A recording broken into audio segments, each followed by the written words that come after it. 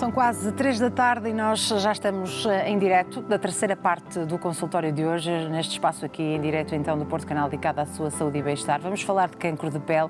Depois deste tema que vamos explorar com mais pormenor, queremos ouvir também a sua dúvida, a sua questão relacionada com este assunto ou a dermatologia, a especialidade de dermatologia, assim aqui é. Deve para isso marcar o número de telefone 225083297 para se inscrever e depois então poder participar. Tem também à sua disposição o endereço de e-mail consultório@portocanal.pt. E já que falamos de uma especialidade tão visível e que necessita quase sempre, não é, de observação, podemos sugerir também, deixo aqui esta sugestão aos nossos telespectadores, que enviem então também uma fotografia da questão, do problema, que poderá então ajudar na altura depois para uma opinião, segunda opinião. Ora bem, está connosco o Dr. Álvaro Machado, é médico dermatologista. Sr. Doutor, muito obrigada por juntar-se a nós. Os nossos telespectadores vão aproveitando também para se inscreverem enquanto aqui conversamos. Vamos falar de cancro de pele e se calhar começávamos aqui com um dado que me parece muito importante. 90% das mortes por cancro de pele podem ser evitadas e acho que ainda precisamos todos de saber e rever, não é, esta informação, perceber como é que podem ser evitadas. Certo. Em primeiro lugar, agradeço o seu convite. Boa tarde. Sim, é verdade, aí acaba por ter muita importância o diagnóstico precoce.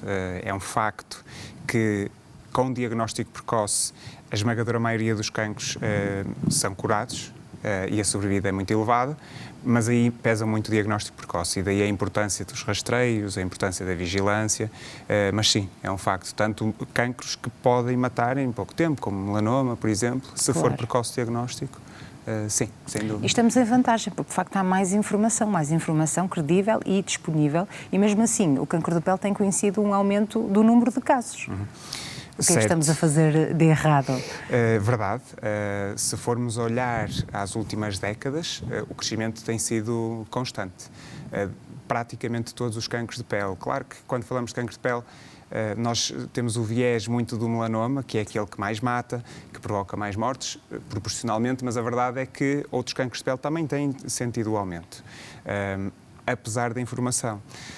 É um facto que, e falando aqui se calhar também um pouco de fatores de risco, como a radiação ultravioleta é o principal, é o comum à maioria dos cancros de pele, nós podemos quase generalizar e falar um pouco disso, dos comportamentos, e aí isto mudou um pouco ao longo das décadas, mas tínhamos, em primeiro lugar, não havia protetores há umas décadas, protetores solares, não havia muito este alerta para o cancro de pele, mas depois as coisas foram mudando, o culto da exposição solar, do gostar de um corpo moreno, a frequência de solários, sem dúvida, por muito que publicitem que há segurança nos solários, há países que os solários são proibidos, ou seja, tem muito a ver com isso, ou seja, existe informação, mas também existe em parte aquele querer de apanhar sol, por muito que usem protetor, apesar do protetor não proteger a 100% e implicar alguns cuidados que a maior parte das pessoas não põe, não coloca em prática, como reaplicar, ir à água, voltar e voltar a pôr, por exemplo. Mas sim, essa é uma forma de prevenção muito importante, não é? E nesta altura, na época balnear, surgem sempre muitas campanhas de alerta e mesmo assim as pessoas continuam a cometer os mesmos erros. Qual é a importância, de facto, do protetor solar? E não só, outras medidas de prevenção, evitar estarmos expostos ao sol em determinadas horas, o uso de chapéu, tudo isto é importante, não é? Para que no final consigamos fazer o nosso papel, cumprir o nosso papel. Certo. Sim, ou seja, nós para termos uma proteção solar, ou melhor, para conseguirmos reduzir o risco ao máximo, há várias medidas. O protetor solar é uma delas, falou aí bem, a roupa adequada, ou seja, uma barreira física, chapéus, e a evicção solar, ou seja, o período que referiu, ou seja, evitar as horas piores, entre as 11 e as 4, é muito importante. Porquê? Porque mesmo nesse período, ou seja, o protetor acaba, mesmo nos outros períodos, o protetor não é 100% eficaz. E esse período, o porquê? O porquê de evitar esse período? Porque tem a ver com o índice ultravioleta, ou seja, é nesse período que a nossa pele sofre mais dano pela radiação e que o risco é maior. Portanto, isso aí é fundamental. Eu passo muito a mensagem de que nesse período não é estar com protetor, é não estar ao sol, idealmente. Curiosamente, sim, como dizia bem, nesse horário é muito frequente ver pessoas a chegar à praia ao meio-dia, logo depois do almoço, mas sim, essas medidas são fundamentais, as roupas sim, e a evicção do solar, eu bato muito nessa tecla, é muito importante mesmo, mas sim, é no global tudo isso, mas mesmo no dia-a-dia, não queria focar demasiado a praia. Ou seja, é muito relevante a exposição que temos, porque se falarmos de melanoma, por exemplo, a relação tem muito a ver com queimaduras, por exemplo, não tanto aquele sol lento e gradual ao longo do tempo. Mas esse sol gradual ao longo do tempo de baixa intensidade, que não provoca queimaduras, a que estamos expostos diariamente, é responsável pelo segundo tipo de cancro de pele mais comum e que mata também. E, portanto, é sempre importante, mesmo no dia-a-dia. E há profissões também mais suscetíveis, não é? Os senhores da construção civil, por exemplo, então esses, aliás, nem deveriam tirar a t-shirt, neste caso, para estar ali a trabalhar, expostos a horas que são muito prejudiciais, e deveriam também colocar protetor solar, não é? E nós associamos muitas vezes só a colocação do protetor solar à praia. Sim, sem dúvida. Claro que aí depois, sim, generalizando, construtores civis, pescadores, agricultores, são aqueles grupos profissionais onde há um risco acrescido e representam muito na consulta, muito do cancro de pele que vamos vendo e outras manifestações, mas sim, ou seja, aí acaba por haver... É uma dificuldade, depois nós recomendamos, mas dizem que soam muito e é difícil também concluir com eficácia a proteção, mas a verdade é que há outras medidas. A roupa protege, o chapéu protege e, portanto, temos sempre que tentar dar a volta e isso não é com uma medida, é com outra, mas o que conseguirmos proteger é melhor do que mesmo que não se ponha protetor, ou seja, protege-se com roupa, por exemplo, ou com chapéu. A aba larga, por exemplo. Claro. Sr. Doutor, existem diferentes tipos de cancro da pele. Como é que nós podemos explicar estes diferentes tipos? Sim, certo. Portanto, reforçando uma vez mais, ou seja, o melanoma é aquele que mais nos preocupa, mas a verdade é que o melanoma corresponde a essencialmente 1% dos cancros de pele. E se falarmos no global, aquele que é o mais frequente é o carcinoma basocelular, 70% a 75%, classicamente, os números apresentados, que é um cancro de pele... Todos os cancros, por definição, são malignos, esse também é, ele é localmente destrutivo, vai crescendo, mas a metastização é muito rara. Foi reportada, mas é muito rara. E, portanto, esse é, de facto, além disso, até uma curiosidade, ele não é só o cancro de pele mais frequente, é o tipo de cancro mais comum de todos. E, portanto, esse é o mais comum. E os sinais para detectar um e outro também são diferentes, podemos abordar daqui a bocadinho. Mas, portanto, o basocelular como primeiro, logo a seguir o espinocelular, que ao contrário deste primeiro, que não metastizava ou era muito raro e, portanto, o prognóstico é muito bom com a cirurgia, o carcinoma espinocelular já passa a ter esse risco e esse risco vai crescendo mediante a idade, mediante outros fatores, como a morbilidades do doente, o local anatómico, no lábio, no pavilhão auricular, tudo isso conta. E, portanto, aí já fazemos uns 90%, essencialmente, porque o segundo tem uns 20, 25%. E depois há outros, o melanoma e uns mais raros, que também são importantes, naturalmente, mas estes são de facto, os principais. E quais são esses sinais e sintomas a que devemos estar atentos, nomeadamente alguma alteração que possa surgir, não é?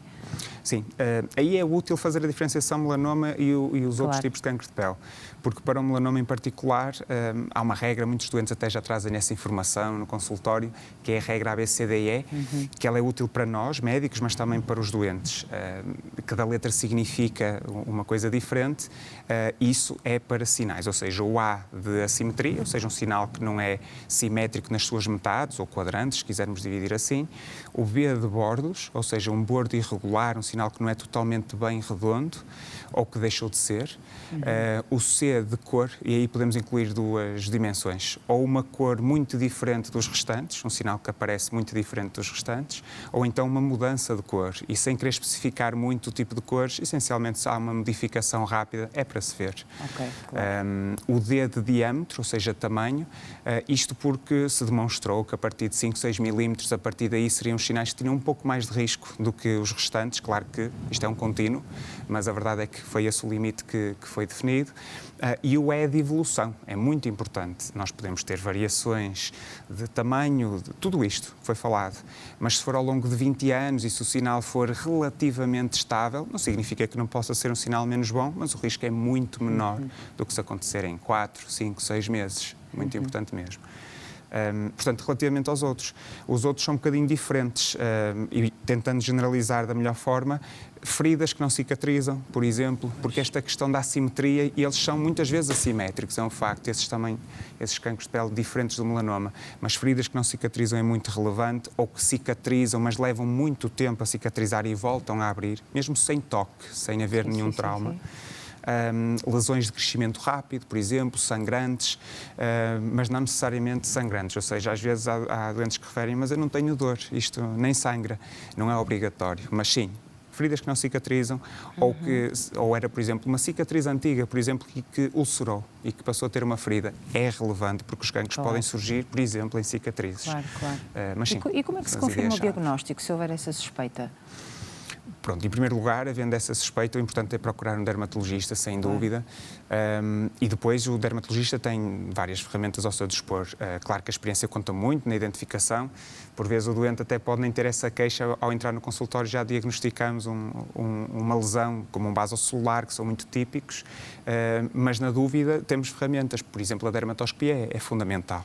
A dermatoscopia é o estetoscópio do dermatologista, ou seja, é uma ferramenta que, simplificando, permite ampliar o que nós vemos.